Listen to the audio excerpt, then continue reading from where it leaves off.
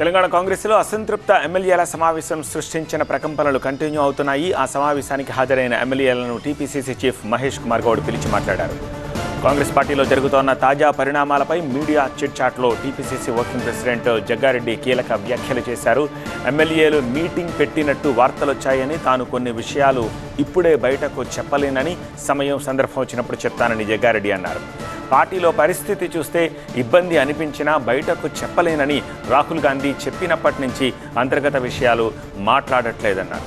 కాంగ్రెస్ ప్రభుత్వంలో మంత్రులకు స్వేచ్ఛ ఎక్కువ ఉంటుందని, ఇంపార్టెంట్ అయితేనే సీఎం జోక్యం చేసుకుంటారని, మంత్రులకు స్వేచ్ఛ ఇవ్వాలనే ఆలోచనతోనే సీఎం వ్యవహరిస్తున్నట్టుగా అనిపిస్తోందని జగ్గారెడ్డి అన్నారు. ఏ రాజకీయ పార్టీ అధికారంలోకి వచ్చినా ఇలాంటి ఇబ్బందులుంటాయని, తాను నిర్ణయం తీసుకునే ప్రోటోకాల్ పరిధిలో లేదు అన్నారు. తెలంగాణ కాంగ్రెస్ ఇన్ఛార్జ్ దీపాదాస్ మున్షికి పీసీసీ చీఫ్లకు సలహాలిచ్చే ప్రోటోకాల్లో తాను లేనన్నారు.